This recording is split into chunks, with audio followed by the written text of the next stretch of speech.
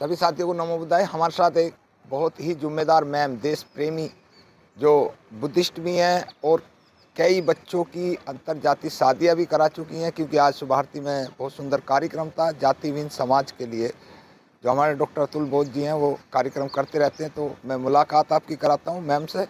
Ma'am नमो बुद्धाय, जय भीम। जय भीम, नमो बुद्धाय। जी मैं मैडम, आपका नाम? मेरा नाम ब्रह्मचारिणी पूनम उज्ज्वल जी और मैं इन सामाजिक कार्यों से बहुत बचपन से जुड़ी हुई और मुझे बहुत जो है 10 वर्ष की आयु में प्राप्त हो गया था। जी बस तभी से मुझे सोचा, जैसे महात्मा बुद्ध को हुआ था ना जी कि जी एक मृत्यु देखी जाते हुए, तो उन्हें बोध हो गया कि अरे यही जीवन का अंत है क्या। ऐसे ही 10 वर्ष की आयु में मेरे पिताजी चले गए। जी 6 फुट 2 इंच के वो पिताजी जो मेरे साथ सुबह तक बोल हंस रहे थे, अचानक चले गए। तो मुझे लगा अरे यही है जीवन क्या। जी उस समय मेरे जीवन की अंतर जागरण की खोज शुरू हुई। मैं क्या हूँ, मैं क्यों हूँ और मैं इस धरती पर क्यों आई हूँ।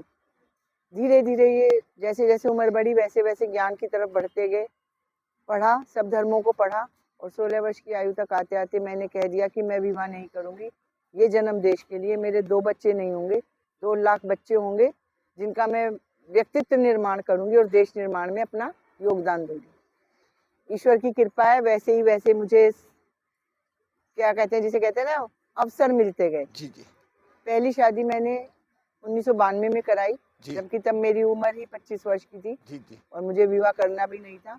पड़ोस में एक जानकार थे, वो उन्हें किसी लड़की का पता चला कि अरे वहाँ एक उसके लड़की के माता पिता नहीं है और वो मामा के पास रहती है और वो उस पर अत्याचार करते हैं। जी जी तो मेरा एक मित्र था, मैंने उससे बात की। वो कह रहा बताओ क्या आदेश है।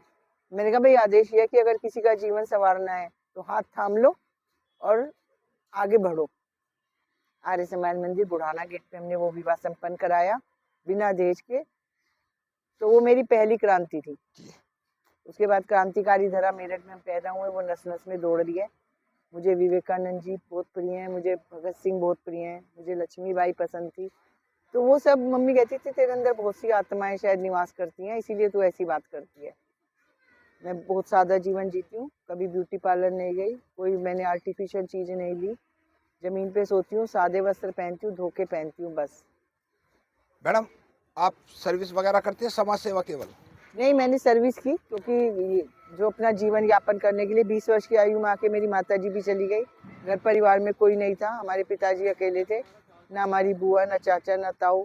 तो आगे किसी के हाथ नहीं फैलाना। ये शिक्षा दीक्षा मिली थी तो हमने जॉब की, परिवहन विभाग में हम नौकरी करते थे और रविवार जो हमारा होता था जी वो पूरा समाज सेवा के लिए होता था। जी जी मैं सुबह घर से निकलती थी और रात घर आती थी भूखी प्यासी। कहीं हवन कर रही हूँ, कोई गरीब है उनकी बस्तियों में जा रही हूँ, उनको शिक्षा के लिए प्रेरित कर रही हूँ, उनकी लड़कियों को। तो आज से 25-30 साल पहले जी मैंने दलितों के घर जाके हवन किया है। जी सब मुझे कहते थे ये क्या कर रही हो तुम, क्या है तुम्हारा, वहाँ जाके क्यों बोरी पे बैठ के यज्ञ करके आए। जी ऐसा नहीं कि वहीं किया, जी बड़े बड़े नेताओं के यहाँ कालीन बिछे हुए वहाँ भी यज्ञ किया। जी तो समता का जो भाव है, जो हमें महात्मा बुद्ध ने बताया कि हमें समान दृष्टिकोण रखना चाहिए, तो वो हमने किया। आज भी हम देख रहे हैं असमानता का व्यवहार है। जो चालक है, परिचालक है, जो सेवा कार्य में लगे हुए हैं वो, और जो मंत्री आते हैं वो, उनमें ही भेदभाव होने लगता है। जी जी क्योंकि समाज में ऐसी नियम बना हुआ है जी जी कि किसका सम्मान करना है और किसका नहीं।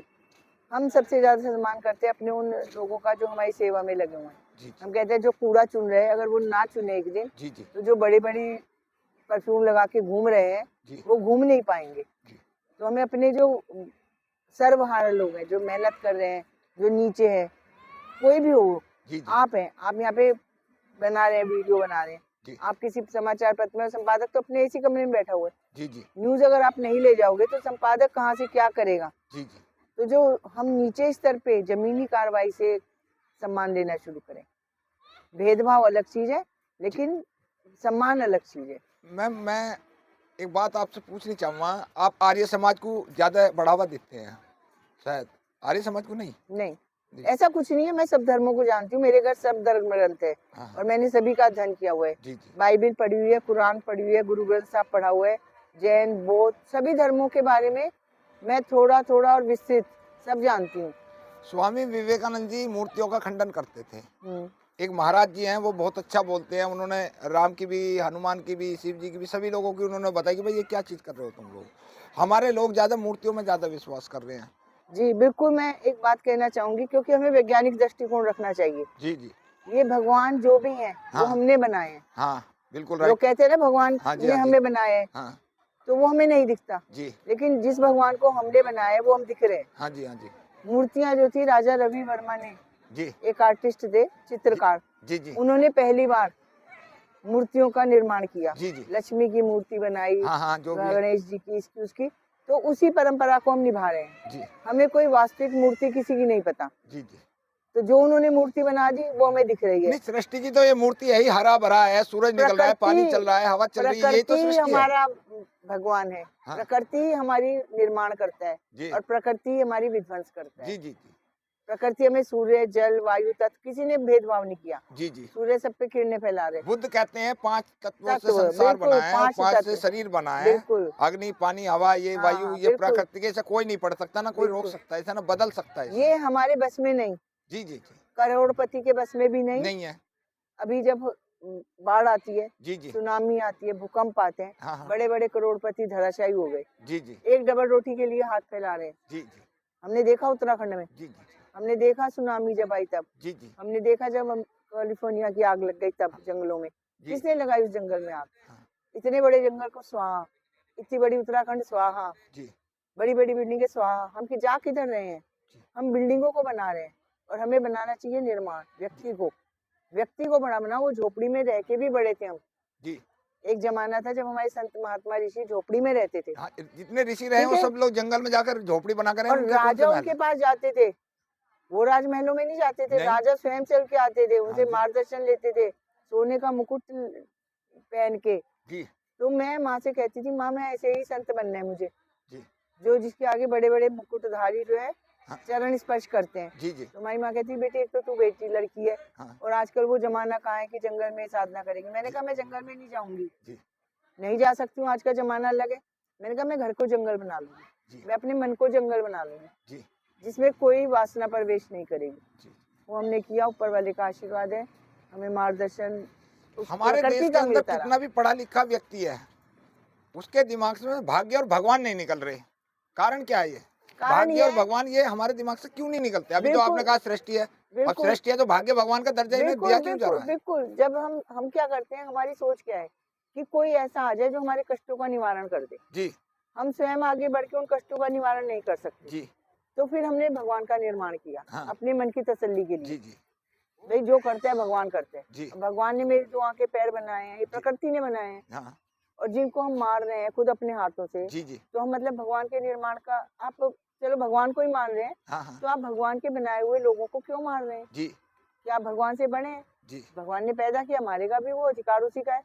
तो या तो आप भगवान को मानते नहीं, जी, जी, उसकी सत्ता को नहीं मानते, आप सोचते हैं मैं ही सब कुछ हूँ। जी, जी, भगवान ने किया तो ठीक है, मैं अगर किसी को थप्पड़ मारती हूँ, तो वो पलट के मुझे थप्पड़ मारेगा, जी, चाकू मारेगा, तो भगवान यहाँ कहाँ गया? जी, तो मैं ये कहूँ ना कि उस व्यक्ति से भगवान ने मुझे थप्पड़ लगवाया, जी, और भगवान मुझे कह रहा है तू क्षमा कर दे, तो मैं क्षमा कर दूँ, या मैं लड़ूँ उससे, तो ये भी भगवान लड़ा रहे। तो फिर न्याय की ज़रूरत क्या है? न्यायालयों की ज़रूरत क्या है? सब कुछ तो भगवान है करता धरता। हमें भगवान की ज़रूरत है, क्यों? क्योंकि हमारा कोई देखभाल करने वाला नहीं है।